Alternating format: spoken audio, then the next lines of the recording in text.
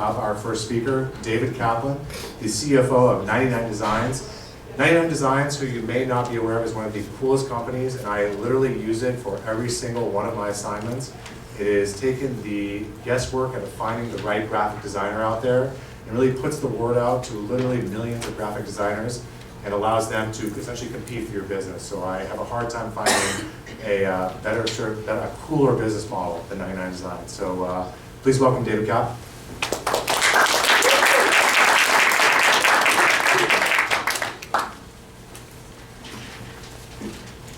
So Anthony did the whole promotion for me for 99designs. So I don't have to do much myself. Thank you very much both to Anthony and to Tiffany. This is my first splash of any kind, whether it's SplashX or Big Splash or Bay Tour event. So definitely an honor to not only be among this crowd for the first time, but to get to be lead keynote speaker. So it's a double honor, and appreciate that very much. So what I'm going to cover a little bit, the general theme is how to handle from the company's perspective fundraising when the environment is not quite as robust and frothy as at other times. And I will do so from the perspective of being an operating executive at 99designs. Bookmarking the evening, Anand will be I think speaking a bit about Lead Genius, which recently did have a very successful fundraise.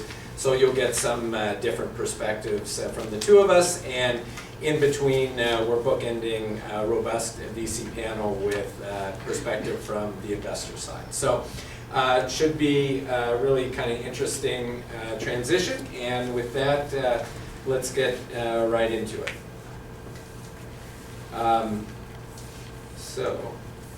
Of course, I do need to take a few minutes to talk a bit more about the story of 99designs since I have the floor.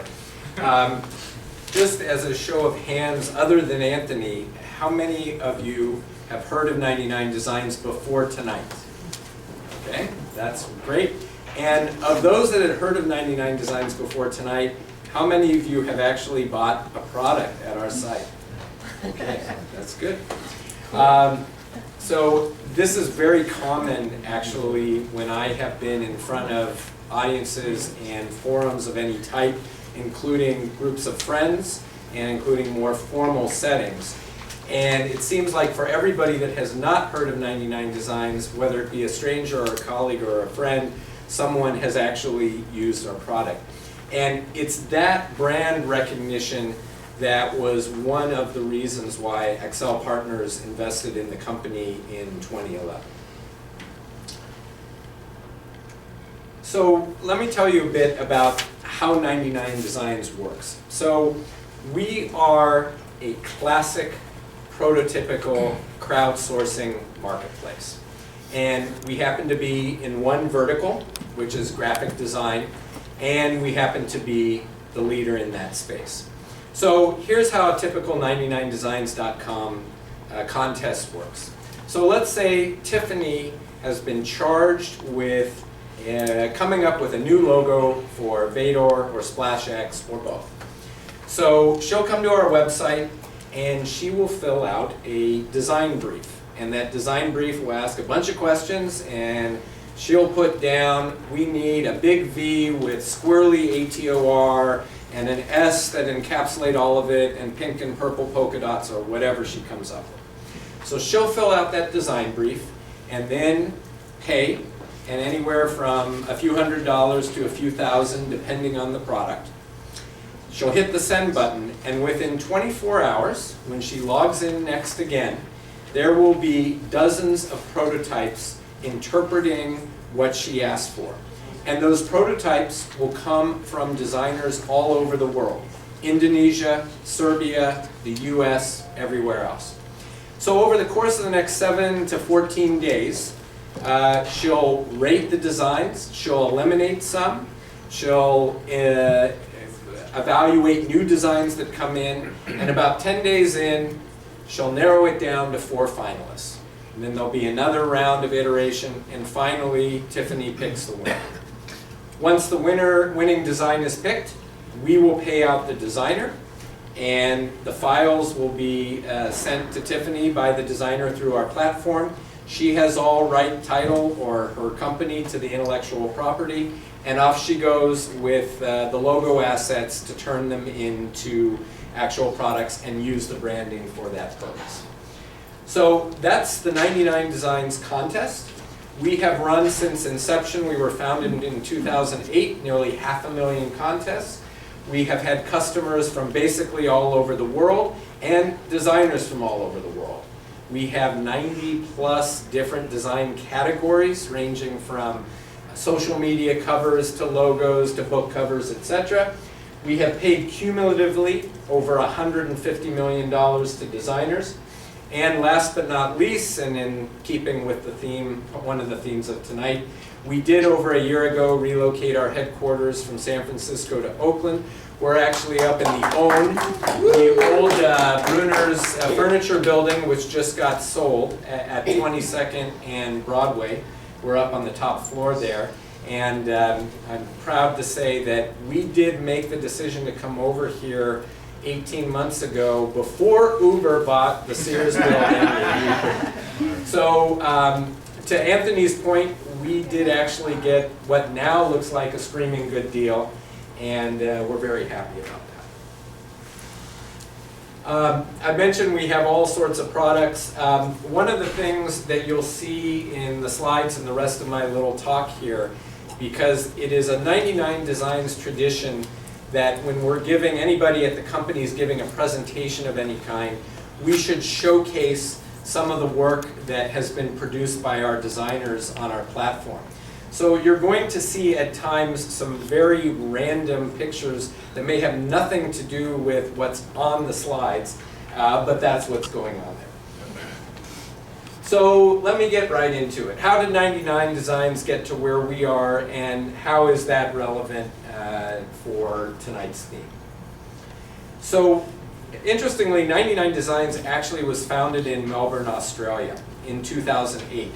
And it was spun out of another company that was involved with design assets. And the interesting thing about the way the company was bootstrapped and able to be bootstrapped is we are a very good cash flow business. As I mentioned when I described how a contest works, we collect the money up front from the customer, and we don't pay the designer until the contest has run. So what that allowed the business to do in its earliest stages, as it became a word-of-mouth business, is pretty much self-fund. I, as a CFO, do not have to worry about accounts receivable in this company. I do not chase collections because the money comes in first, it gets paid out second. There is still no appreciable sales resources in the outbound sales resources in the company. We started out with no marketing, so word of mouth entirely. We now do have a marketing department. Most of our expenditures goes to things like Google AdWords, so we're appearing high in search rankings. But this is a very unique business, certainly relative to others that I've experienced in my career. And then finally in 2011, after our current CEO, Patrick Llewellyn, had opened a US office here because most of our business came from US customers, struck up a conversation with Excel, and because there was this great foundation, proven customer base and scalability for Excel, it was definitely an interesting entry for them to get into the marketplace space. Question? Yes? How did you actually value the company to raise $35 million on the Series A? Very good question. So I fast forwarded past a few very important details as the basis of that question. So of the $35 million, most of it actually bought out the founders of the company. So the valuation of the company, frankly, was not much higher than that $35 million, but only $5 million of capital actually went into the company. And I won't digress too much into that story, but the kind of the fast version of it is the founders did have an offer on the table, Excel had had informal conversations with Patrick, who had been here as their representative, and Excel said, look, we can do much better with this business over the long term. We'll effectively give you relief. So the founders do have a stake in the company. It's less than 10% now, but that's So it was a nice acquisition. Exactly. Yeah. And it was, significant revenues. And it did have, it had meaningful revenues even in 2011. So it was well established. It was beyond a seed stage for sure. So, Yeah. Okay, so pivoting a little bit from 99 specific, let's talk a little bit about lessons learned when the environment gets tough for fundraising. And so I think the first question is, are we in fact in a tougher environment for fundraising than we have been? And I think I will defer some of that discussion to my distinguished VC panelists that follow me. This is out of Electronics Weekly just last week, that overall VC funding in the second quarter was up, but the number of deals are down. That is not an atypical profile that we've seen in past situations where the economy has corrected. But I think a couple of important takeaways here, particularly for the entrepreneurs in the room. The number of deals did not go to zero. They went down. The funding up is a little bit misleading because, of course, as activity slows down, investors put money into established companies. But the number of deals did not go to zero, it just went down. So, from a company entrepreneur perspective, what are some of the keys to raising money in a tougher environment? And my first postulation here is that the rules are pretty much the same as they would be in a more robust environment. And let's go through them. At least these are some key highlights from my perspective and experience. So rule number one, it's a good idea if your business solves a real problem.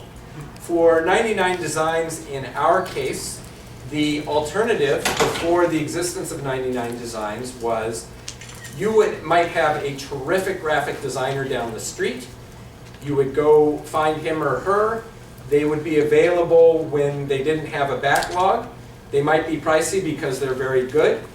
And they are going to provide their interpretation of what you're looking for in a logo or other design product, which may be great, but it's one person's interpretation based on their style and biases. The 99 Designs way is you have multiple designs from interpretations across the globe. You don't have to wait in line to get the prototypes. You have a finite time in which you turn around feedback and walk away with the design.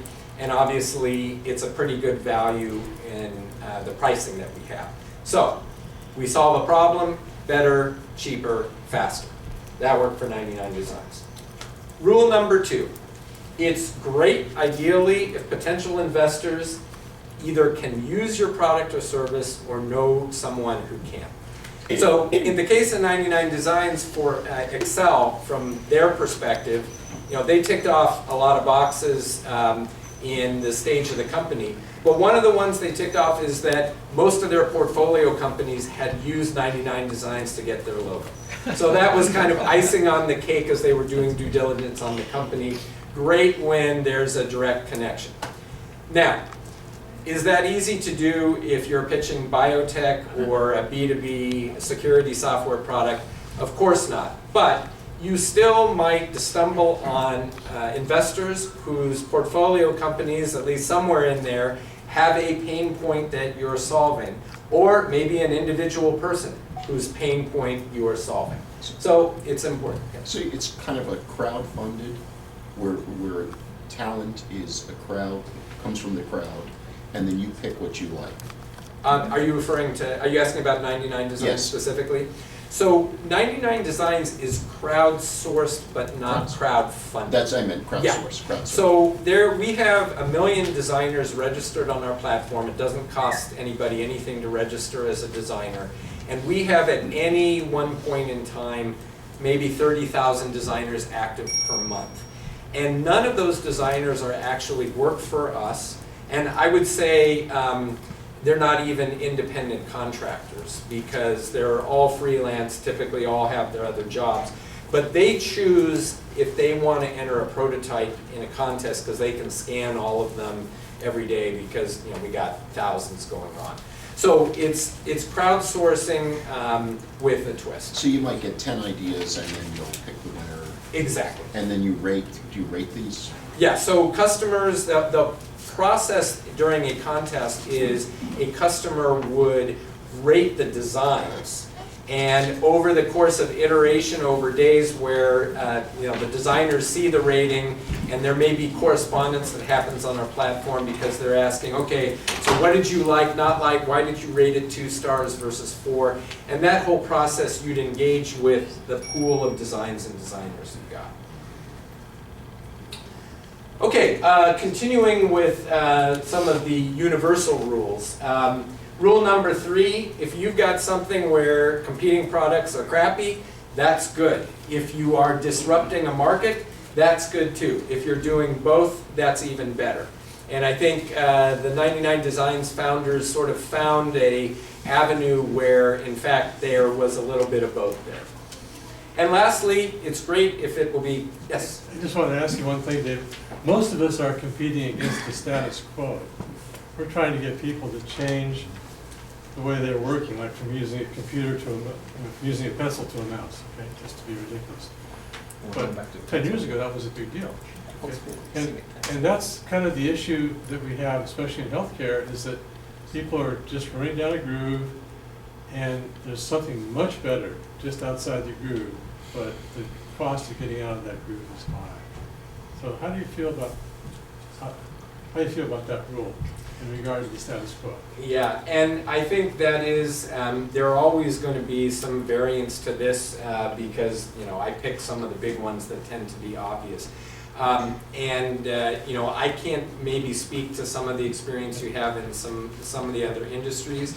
I think as we get into a few of the other elements, particularly when the market isn't so frothy, that may answer your question. But I do think that if you're not fully disrupting a market, or if you're getting people to completely change, you want to look for potential catalysts that would trigger the recognition that you've had an inroad in doing something a different way than it's been done. Because disruptive implies that there really isn't another competitor out there to compare to.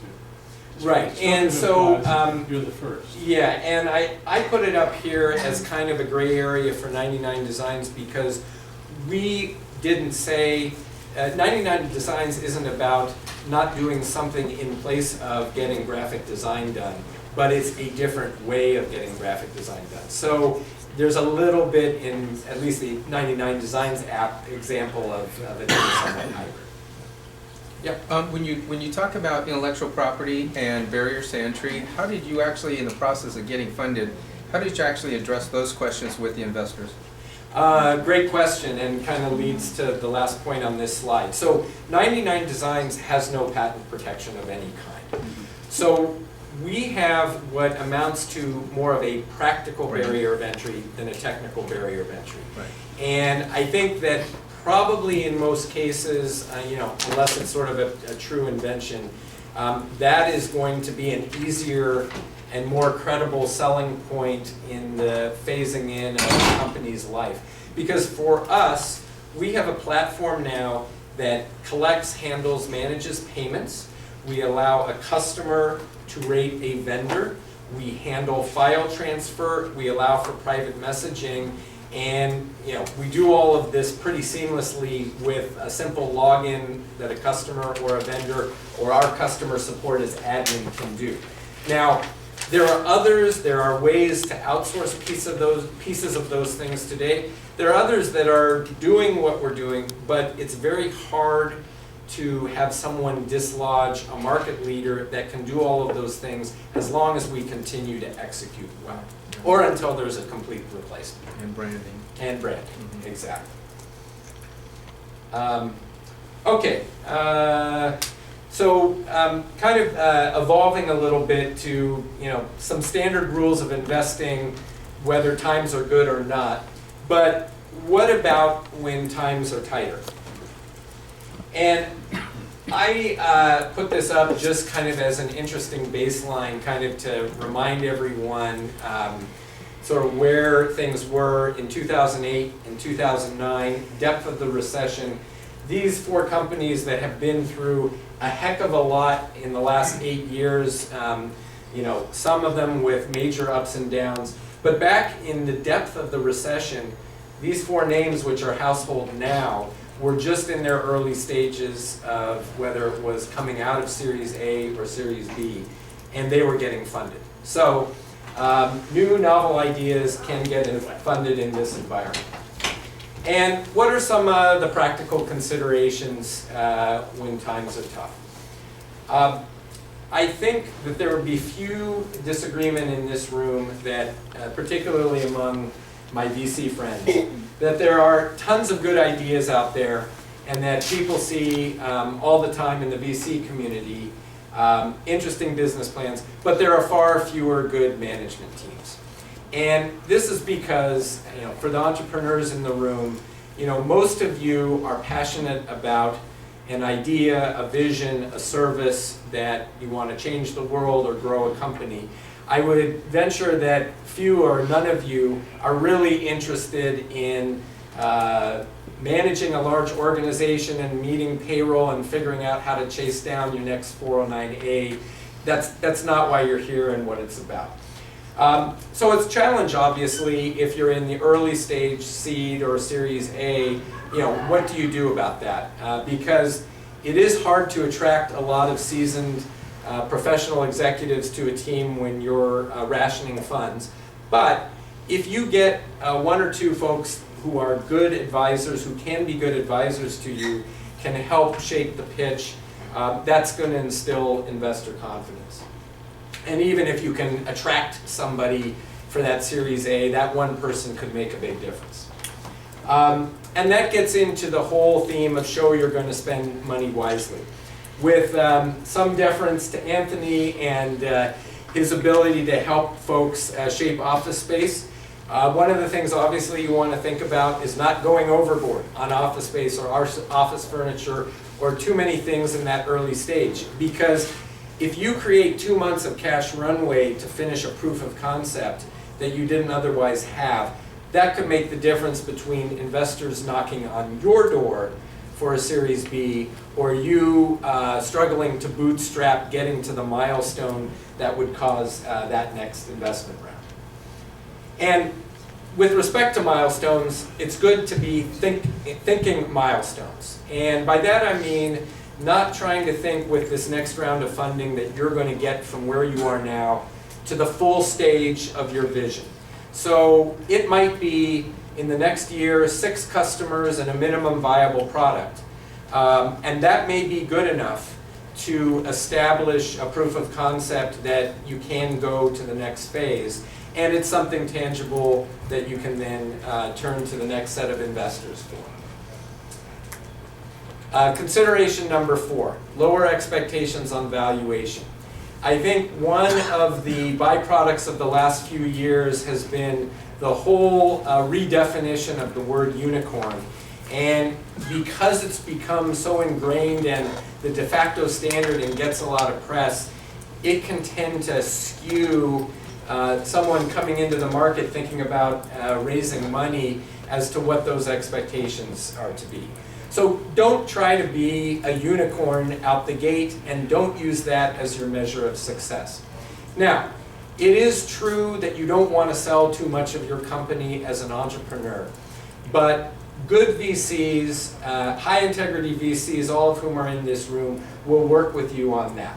So it is a key part of the equation, but be ready to expect in the early stage a reasonable view of the company. And then consideration number 5, last but not least, know you're an investor. And what I mean by this is there are investors, venture capitalists in this room and outside this room, all that come from different range of perspectives. They have different biases, they have different industry focuses, they have different criteria for considering an investment, and they each have differing mentor styles and philosophies. And one of actually the advantages of being in a slower market where you're not having folks knocked on your door with 3 or 4 term sheets is that by having to put more of an effort in your conversations outbound, it'll actually help pick the better fit investor to work with, because you want a mentor that shares the same philosophy, that's going to work with you, that's going to help manage you through the next phases of your company. So time's up, and I'm on my last slide. That always makes me happy. In summary, from the operating perspective, keep the faith.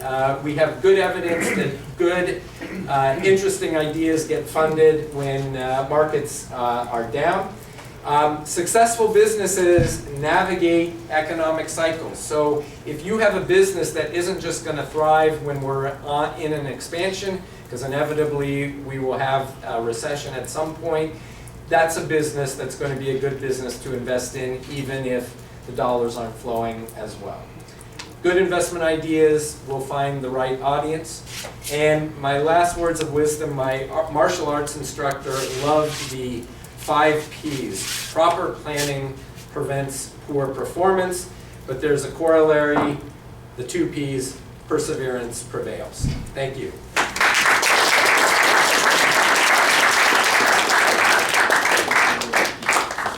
Thank you very much, David. That was excellent, really interesting, especially in the landscape of today's fundraising. Q&A. A few more minutes for Q&A. I totally blew it at the intro, by the way. I failed to mention that we are really excited to have really a lot of engagement with the audience, and from a Q&A standpoint. We're using an online program called, it is called Slido.com. So for any of the following up speakers and for David, if you'd like, please go to www.slido.com, #SplashX, enter your questions, and these will begin popping up on the screen right behind you. But I encourage you to ask any more questions that you may have of David while we have him for the moment. Oh, okay, so these are for me? Yes, exactly. 5 minutes. 5 minutes. Also, side note really quickly, at our demo table in the back, I have one of my marketing flyers that has a logo design that was actually done by 99designs. Totally unplanned, yes, FYI, but please come check it out. So I'll give it back to David. Okay, so I'll make good use of my 5 minutes here. So question 1, did you raise money last year because you sensed money would dry up in 2016? I wish we could take that much credit for being foresightful. So I think the answer is yes, partially, but we also wanted to broaden some international scope and did have an opportunity to get some strategic investment from a Japanese company, holding company called Recruit. They're actually publicly traded in Japan and in a variety of HR services worldwide. And so they were interested in our crowdsourcing model. So they have invested in us. We did make inroads into Japan last year. So we did push our board to get that closed early in 2016 because we did have some sense, but we were also opportunistic about investment interest that was presented to us. Question 2, what are milestones needed today to raise the round we raised? So I would say that the criteria for us right now is probably much more strict than it was a year ago. Our growth has slowed some from the torrid pace that had been on the few years before, and we probably wouldn't necessarily get the same investment we did a year ago now or at the same valuation. So we are focusing a bit more, and granted we are farther along in the life cycle of a company to get to profitability more quickly, but those are some of the factors certainly for us. And how did 99designs get the marketplace flywheel going? You mean the just how the whole crowdsourcing model started, I presume, is that. So 99designs actually was spun out of an Australian company called SitePoint.